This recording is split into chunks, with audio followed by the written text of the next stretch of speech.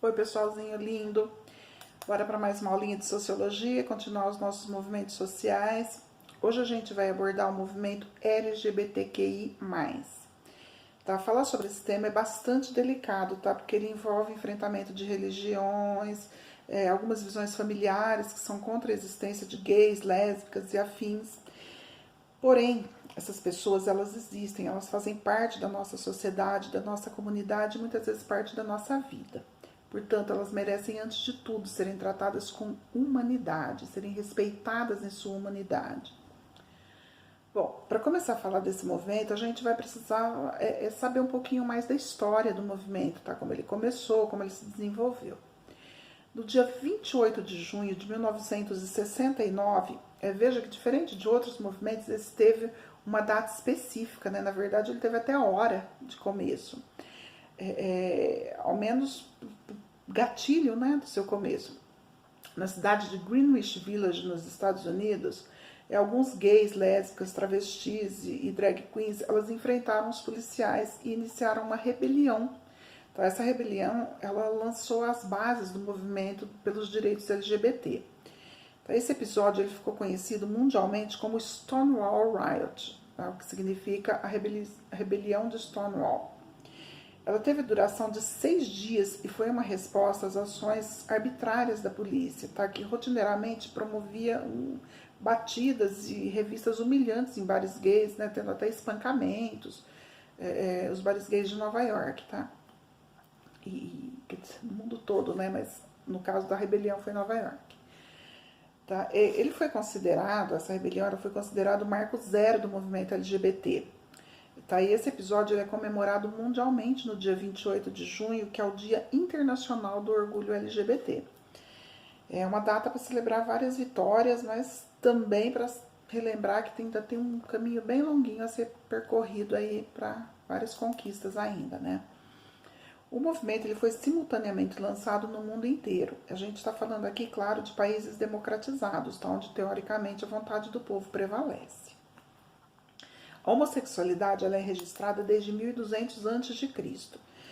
Diversos pesquisadores, historiadores, eles afirmam que a homossexualidade ela foi aceita em diversas civilizações ao longo da história.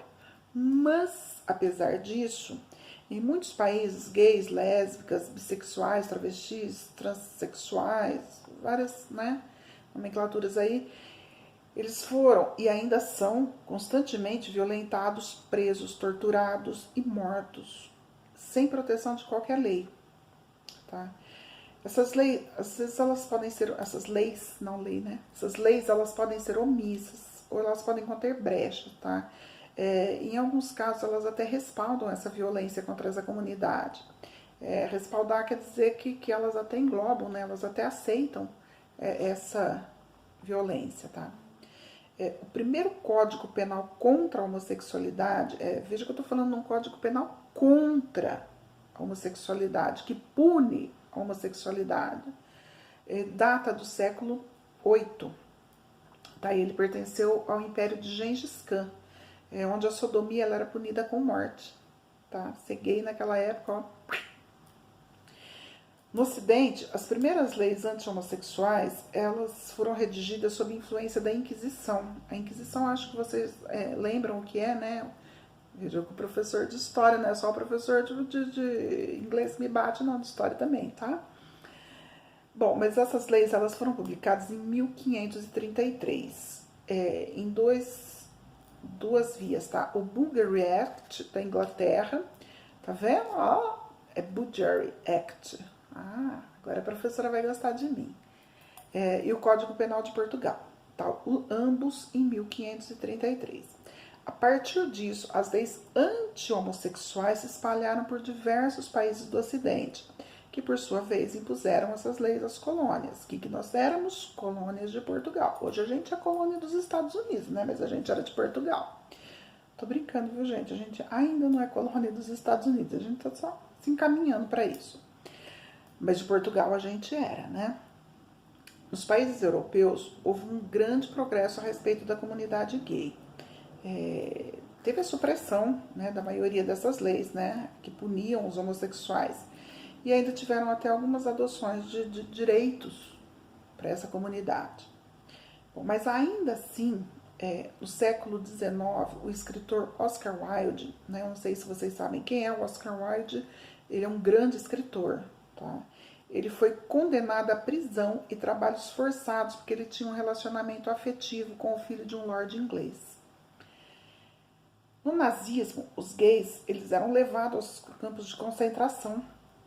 Tá? Vale lembrar que antes da imposição do regime nazista, Berlim era considerada uma cidade liberal nesse aspecto.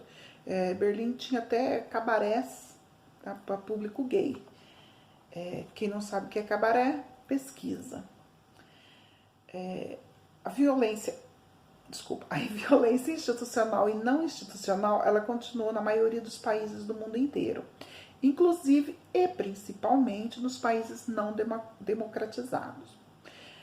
A palavra nova aqui é a palavra institucional. Eu não sei se eu já expliquei para vocês o que é institucional. No caso aqui são as delegacias, né, o poder público destinado a um controle aí da sociedade.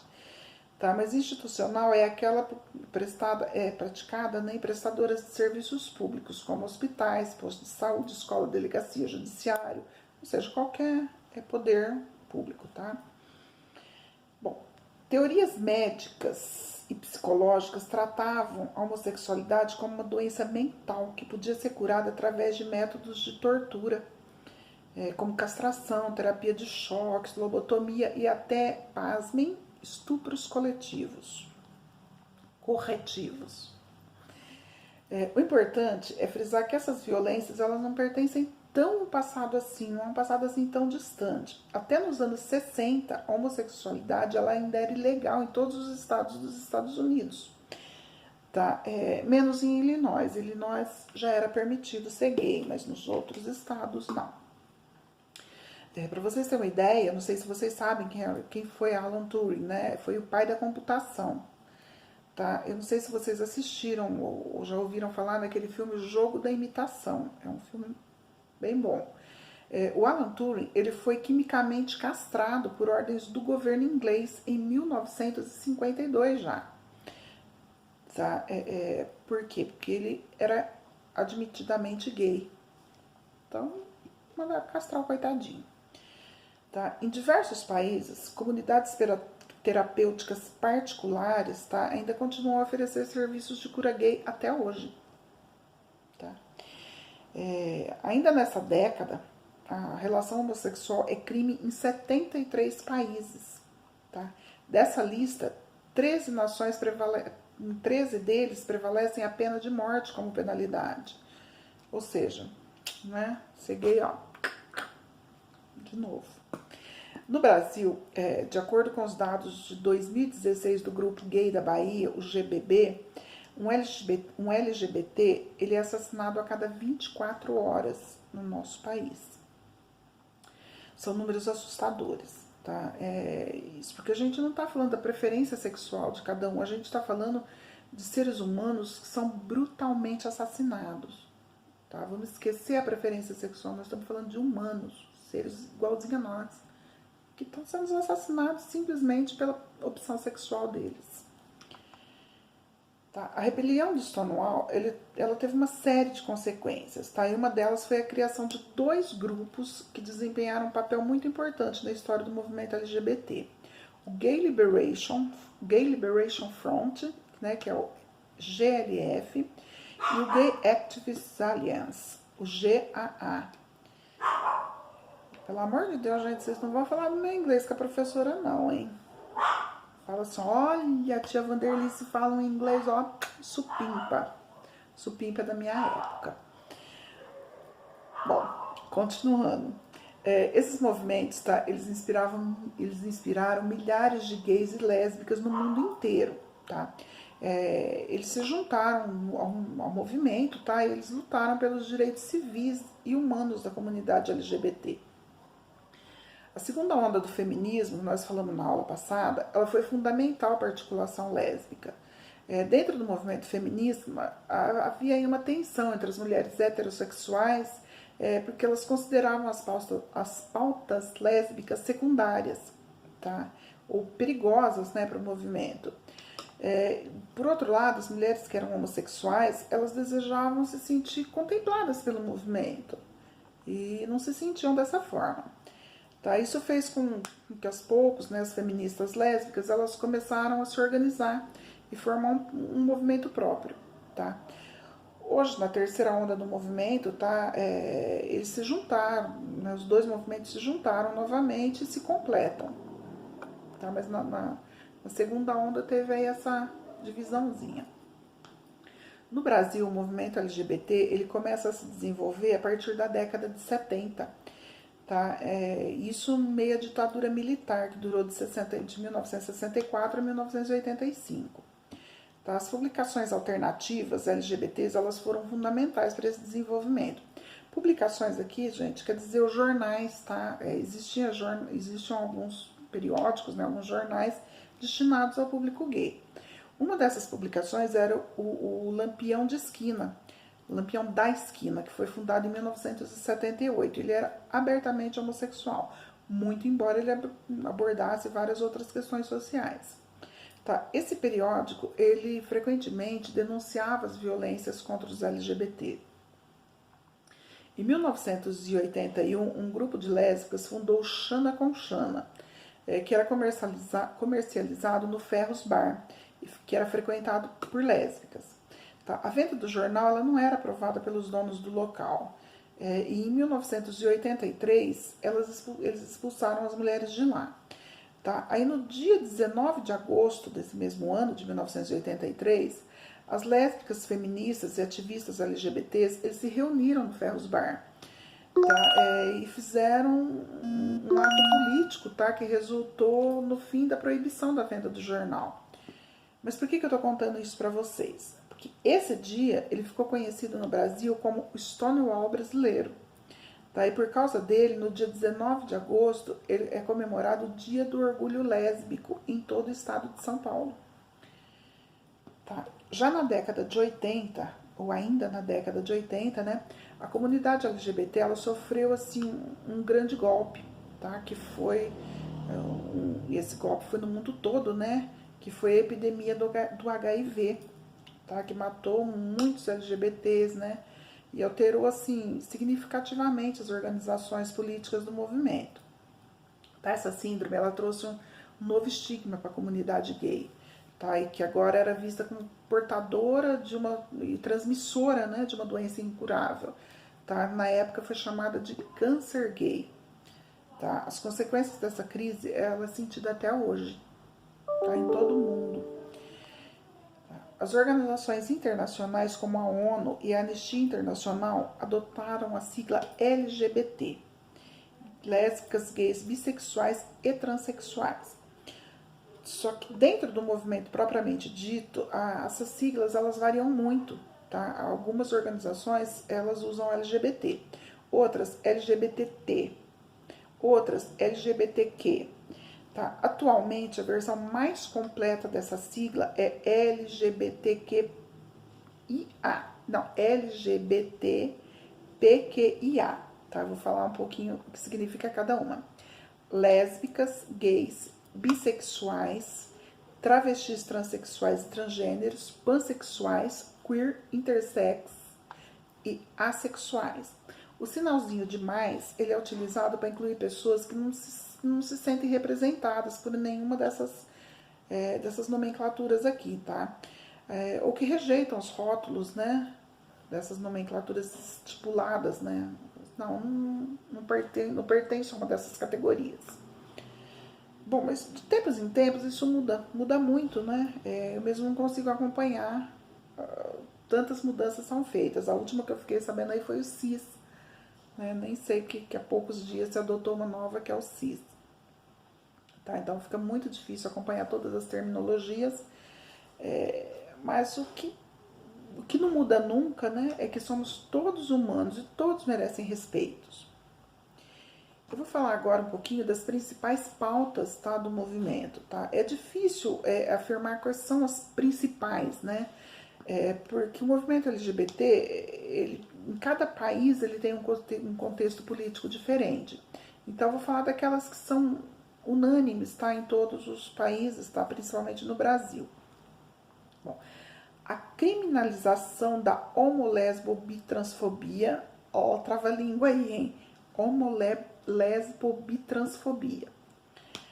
Tá? O fim da criminalização da homossexualidade, essa questão atualmente no Brasil, ela já foi conquistada pelo movimento, tá? Porém, em vários países, como dizemos, né, ainda há pouco, ainda é uma luta diária do movimento, tá? Existem ainda 73 países que ainda é crime ser homossexual. Tá? O reconhecimento da identidade de gênero, que inclui a questão do nome social, né? No Brasil, são raros os casos de pessoas que adotaram um nome social, tá? Oficialmente, né? E conseguiram mudar isso no registro de nascimento. Mas isso já é possível, tá? Que aconteça.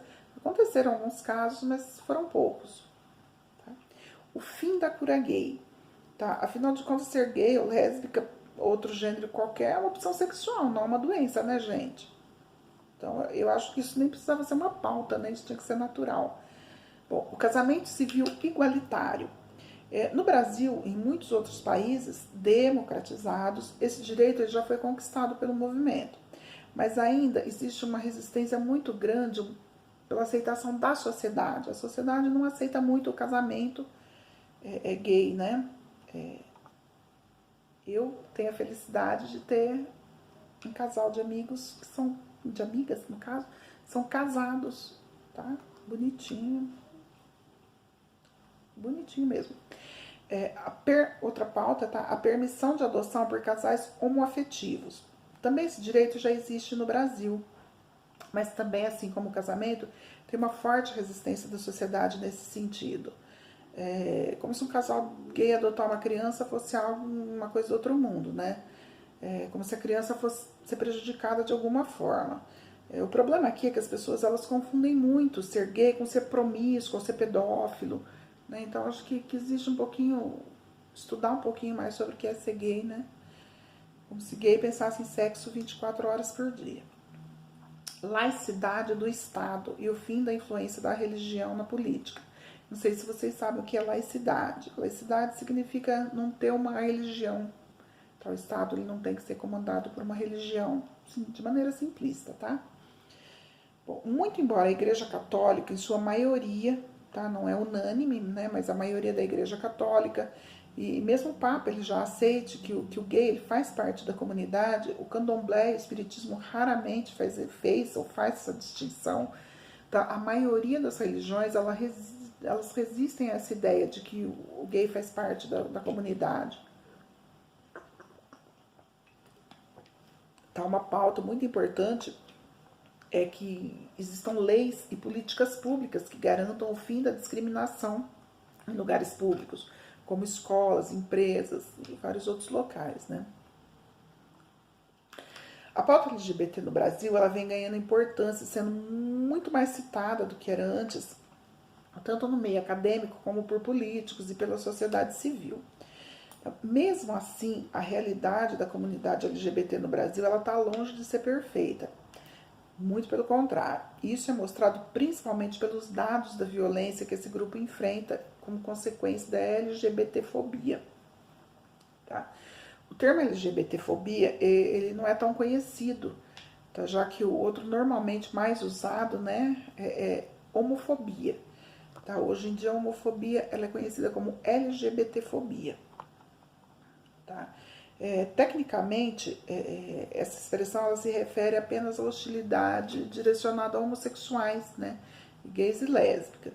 Mas aí o termo se popularizou e foi, né, conhecido.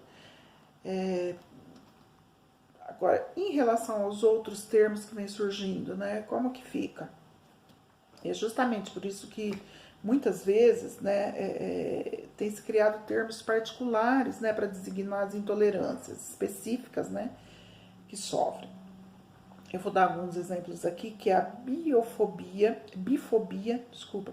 Fobia, gente, muita gente acha que tem um medo imenso de alguma coisa. Não, a fobia, ela é um medo inexplicável de alguma coisa. No nosso caso aqui, a fobia, ela se refere à aversão a alguma coisa, tá? Então, a bifobia, ela descreve a aversão ou a discriminação contra os bissexuais. Lesbofobia se refere exclusivamente ao preconceito e à violência contra as mulheres lésbicas. Gayfobia, ela se refere exclusivamente ao preconceito e violência contra homens gays. Transfobia. A transfobia é um termo utilizado para classificar atitudes, né, a aversão, né, ou a violência contra pessoas trans, tá, que inclui travesti, transexual, transgênero. Tá?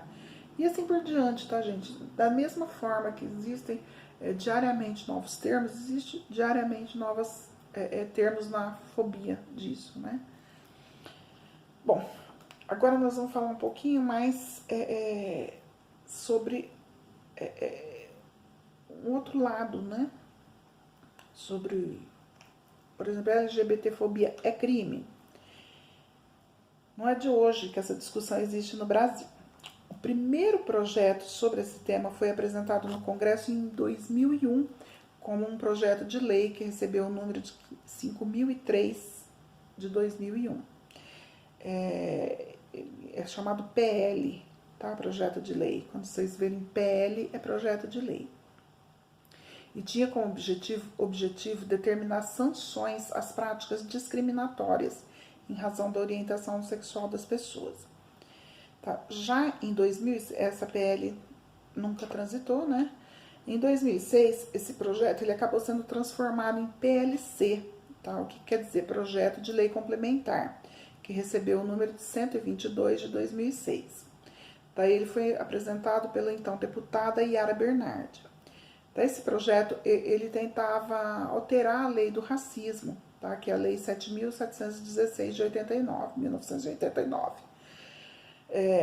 E ele pretendia incluir nessa lei uma discriminação por gênero, sexo, orientação sexual e identidade de gênero. Tá? Se o projeto tivesse sido aprovado, a mudança seria, assim, perceptível. Tá? Antes, vamos supor que tivesse sido aprovado. Tá? Até aqui a lei ela fala o seguinte: serão punidos na forma dessa lei os crimes resultantes de discriminação e preconceito de raça, cor, etnia, religião e procedência nacional. Tá? Acabaria aqui. Aí, com esse adendo à lei, né, iria acrescentar, né, além de procedência nacional, viria gênero, sexo, orientação sexual e identidade de gênero, ou seja, iria agrupar aí um tanto do mundo, da comunidade gay, né, no Brasil. Tá? E apesar dessa PLC ela ter passado pela Câmara dos Deputados, o projeto ele nunca foi aprovado. Tá? Diversos juristas e advogados, tá, depois de algum tempo, eles defendiam que a sociedade ela não podia ficar sem uma resposta, né, diante dos atos de homofobia no país. Tá? Existia necessidade de uma legislação específica. Tá? E além desses diversos juristas e advogados, tá, o próprio movimento LGBT queria que o projeto de lei, né, porque isso seria um passo muito importante, dado pelo Brasil na luta, né, da intolerância contra a comunidade gay. Tá?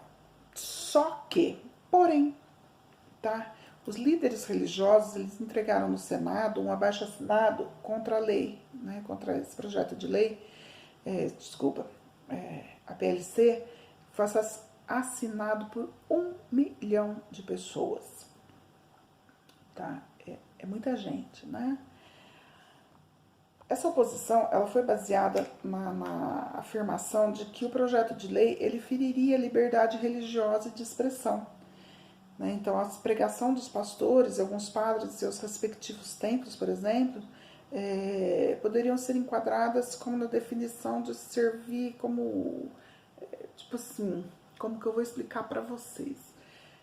Que essa lei, elas serviriam como perseguição religiosa.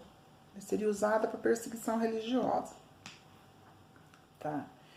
Ou seja, perseguir um gay eu posso, perseguir a religião não. Eu não consigo ser isenta, gente, desculpa. Bom, mas nessa época aí, né, numa resposta a isso, tá, o então ministro do Tribunal Federal, do Supremo Tribunal Federal, Marco Aurélio de Mello, foi um dos 6 especialistas em direito, tá, em direito constitucional, que afirmaram, né, numa entrevista à Folha do Estado de São Paulo, que essa PLC 122 de 2006, ela não contraria a Constituição Federal e ela não ameaçava a liberdade de expressão. Pelo contrário, ela vinha defender, né, essa minoria. Tá? Mas também aí os comandantes do Exército, eles se posicionaram contra, né, essa PLC. Tá? E eles partiram do ponto de vista que essa mudança ela poderia forçar mudanças institucionais indesejadas dentro do Exército. Ou seja, o Exército iria ter que se adequar a isso e eles não queriam essa mudança. Simples assim, a gente não quer mudança, então não pode. Bom, em junho de 2019, há um ano atrás, 10 dos 11 ministros do STF, eles reconheceram que havia uma demora inconstitucional no legislativo, tá, em se tratar do tema, né, em uma lei específica, né, para proteger a comunidade LGBT. Tá? Então, vocês vejam que foram 13 anos de espera. 13 anos se a gente contar só com a PLC, tá? Se a gente for contar lá desde 2001, né, com a PL, já, né, muito mais de 13. Seriam 20, né, quase 20 anos aí, tá? Então, depois de 13 anos de espera, para que um ser humano, né, tivesse direito garantido de não ser espancado e muitas vezes até assassinado, né, apenas por causa da orientação sexual dele, esses 10 ministros, eles determinaram que a conduta ela passasse a ser punida pela lei do racismo, ou seja, ela foi equiparada à lei do racismo. Tá? O que isso quer dizer? Quer dizer que hoje o crime, né, de racismo, ele ampara também, ele é aplicado à LGBTfobia. Tá? O racismo, ele é um crime inafiançável, imprescritível. E segundo o texto constitucional, ele pode ser punido de 1 a 5 anos de prisão. E em alguns casos, além da prisão, multa. Tá? Bom, ainda que a comunidade LGBT continue sem uma legislação específica, isso já é um avanço enorme, né? Que tenha a lei do racismo venha a abranger também a LGBTfobia. Tá? Bom, para falar de LGBTfobia, uma das dificuldades encontradas é a falta de estatística, tá? Não existem estatísticas oficiais do governo, nada, sobre a violência sofrida pela comunidade. Tá? Existem ONGs, tá? Como o Grupo Gay da Bahia, que fazem essa pesquisa, só que não é nada oficial. Tá? Uma dessas pesquisas do Grupo Gay da Bahia é que a cada 20 horas um LGBT morre no Brasil, pelo simples fato de ser homossexual, de ser lésbica, de ser gay, de ser LGBT. Tá? Esse uma curiosidade, tá, mórbida, mas uma curiosidade, é que em 2017 teve uma pesquisa que houveram 445 mortes naquele ano dentro da comunidade gay por eles serem, em razão de eles serem LGBT. Dessas 445 mortes, 387 foram assassinados e 58 cometeram suicídio. Tá? A maior parte dos assassinatos ela aconteceu em via pública, ou seja, na rua, fora de casa. Mas uma grande parte, 37%, ela foi dentro de casa, dentro da casa da vítima. Tá? Isso indica, né, que a vítima conhecia a pessoa que matou ela, né? Muitas vezes são familiares. Tá? Isso leva a gente a pensar que não apenas os assassinatos, tá? Mas a pressão psicológica e social que é exposta à vítima é imensa. Tá? Muitas pessoas elas são levadas a se sentir culpadas pela opção sexual delas. E muitas acabam não suportando a pressão, tá? Cometendo suicídio. Isso sem contar no número de pessoas que passam a fazer uso de drogas ou ter transtornos psiquiátricos que não suportam essa pressão. Daqui a pouquinho a gente vai voltar ao tópico do suicídio, mas para não fazer confusão, eu vou continuar um pouco o tópico das pesquisas, tá? Muita gente pode achar que esses números eles são pouco significativos, mas em comparação com os Estados Unidos, que, por exemplo, as trans brasileiras elas correm um risco 12 vezes maior de sofrer morte, uma morte violenta, desculpa, do que as trans estadunidenses. Isso é apenas um dos levantamentos, né, que aponta o Brasil como um país que mais mata pessoas na comunidade LGBT. Tá? Sim, um dado horrível, né, dá até uma certa repulsa, mas um relatório mundial do Transgender Europe mostra que de 325 assassinatos de transgêneros registrados em 71 países, 171 casos foram só no Brasil. Ou seja, 52%, o Brasil divide com o resto do mundo, 52% desses casos são no Brasil. Ou seja, enquanto o Brasil mata metade do que o resto dos outros países inteiros. É assustador, né? A LGBTfobia ela vai muito além da violência física, tá? Com base nos dados, né, das denúncias recebidas por meio do Disque 100, se identificou que a maior parte das denúncias da comunidade LGBT ela diz respeito à violência psicológica. Tá? Essa categoria ela inclui ameaça, humilhação e até bullying. Tá? Vale lembrar também que a LGBTfobia é a maior causa para bullying, tá? Como apontado pela mesma pesquisa. Tá? Além disso, a Pesquisa Nacional sobre o Ambiente Educacional do Brasil, ela apontou que 73% dos estudantes LGBT já relataram ter sido agredidos verbalmente e outros 36% fisicamente. Tá? A intolerância sobre a sexualidade levou 58,9%, ou seja, praticamente 60% dos alunos que sofrem agressão verbal faltarem frequentemente às aulas, tá? E muitos deles abandonarem os estudos. Tá? Em segundo lugar, das denúncias dos LGBT, do movimento LGBT, o Disque 100, tá? Ela está relacionada aos crimes de discriminação, tá? Por conta do gênero ou da sexualidade da pessoa. Tá? Isso na área da saúde e do trabalho. Tá? Já em terceiro lugar, vem a violência física, tá? Que inclui desde lesão corporal até o homicídio. Então, voltando à questão do suicídio, lá atrás na comunidade LGBT, tá? Esse é um dado altamente preocupante. Tá? O relatório do GGB aponta que a taxa de jovens LGBT que tentam se suicidar, ela é Hoje meu trava-língua tá ruim, viu? Significantemente, gente, que é isso? Não consigo falar uma palavra. É praga de vocês. Vou beber água, peraí. Significantemente, saiu. Desculpa. A taxa dos jovens LGBTs, ela é significantemente mais alta do que jovens heterossexuais. Tá? Estima-se que jovens rejeitados por sua família, pelo fato de serem LGBTs, elas têm quase 10% mais chances de tentarem o suicídio. São 8,4 vezes maior. Tá? Essa estatística, ela se traduz em uma outra estatística, tá?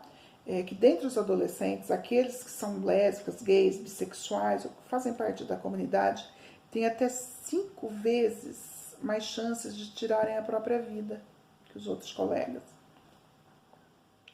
Tá?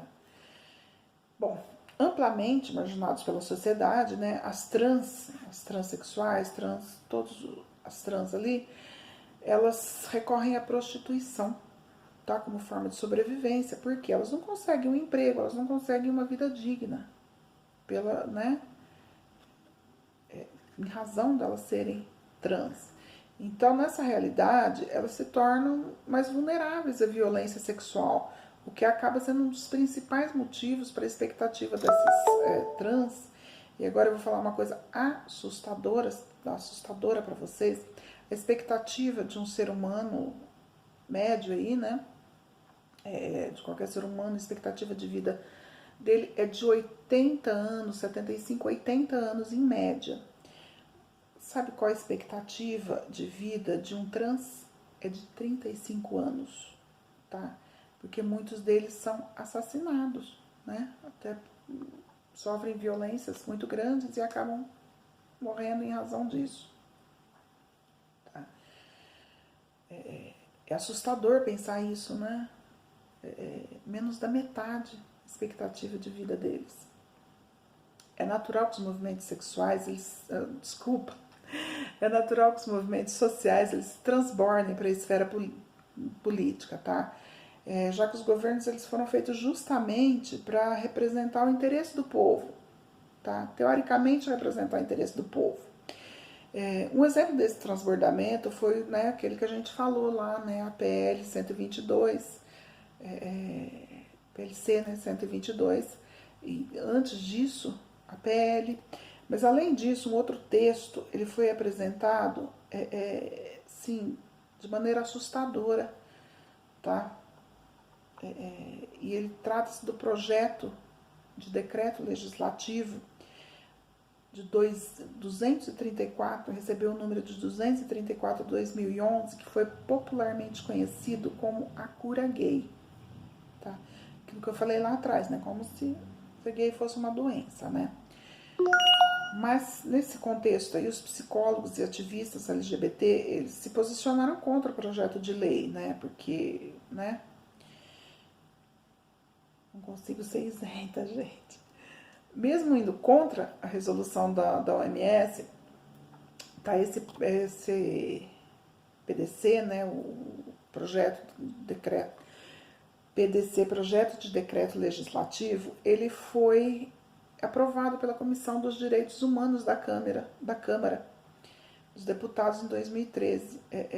Veja, gente, eu estou falando da Comissão dos Direitos Humanos.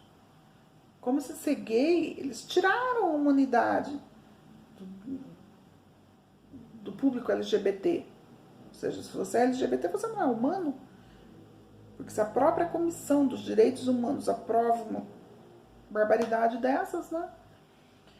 Bom, mas o bom, né, a boa notícia é que logo depois da aprovação, o próprio deputado João Campos, ele pediu que não se arquivasse isso, porque o próprio partido dele foi contra.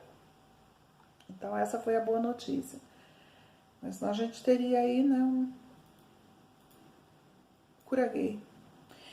Entretanto, esse não foi o único que levou a pauta do LGBT à esfera política. Ainda bem. Tá? Outras resoluções elas foram aprovadas pelo governo brasileiro, muitas das quais foram consideradas vitórias, né? Grandes vitórias para o movimento gay LGBT. É o caso da resolução que obriga os cartórios, né, a realizarem os casamentos homoafetivos. Né? Isso foi aprovado em 2013, eu já falei antes para vocês. Bom, muito bem, lentamente o movimento ele vai conquistando seus objetivos, né? Mesmo que a nova geração, mesmo porque, né, vocês são a nova geração, vocês têm a mente muito mais aberta, né? E vocês estão muito mais dispostos a naturalizar quem pensa diferente, quem pensa que não vai assim na onda da maioria, né? E esperamos que em breve, né, muito em breve, a opção sexual de uma pessoa pertença somente a ela, né? E a mais ninguém. Eu costumo dizer que o que uma pessoa faz na cama ou deixa de fazer é um problema dela, não do resto do mundo. A humanidade só vai para frente quando ela parar de se preocupar com a vida sexual do alheio, se preocupar com os problemas dela. A comunidade, cada pessoa em si, né? Bom, gente, era isso que eu tinha para falar, né? Do LGBT, do movimento LGBTQI+. Na aula que vem, né, vai ser a última do nosso bimestre, e a gente vai falar sobre o movimento negro, tá? É um outro tema bastante interessante, tá? Mas a gente não tem muito tempo nessa, eu já extrapolei demais, né? Vocês já devem estar cansados de me ouvir, eu já estou cansada de me ouvir. Então eu vou pincelar assim só os temas mais importantes, tá bom? Não esqueçam do meu resuminho dessa aula, que é a nossa atividade, tá? Aí no mínimo 10 linhas. Ou, né, se vocês quiserem me fazer alguma pergunta, alguma dúvida, eu estou à disposição, tá bom? Gente, não deixem de mandar as atividades, tá? Eu não quero reprovar ninguém não, tá bom? Então, quem não estiver fazendo atividade, eu não tenho como aprovar. Então, beijo para vocês, meus fofoletos. Fofoletos é uma mistura de fofo com prediletos. Sua ruim isso, né? Beijo, gente. Até semana que vem. Tchau.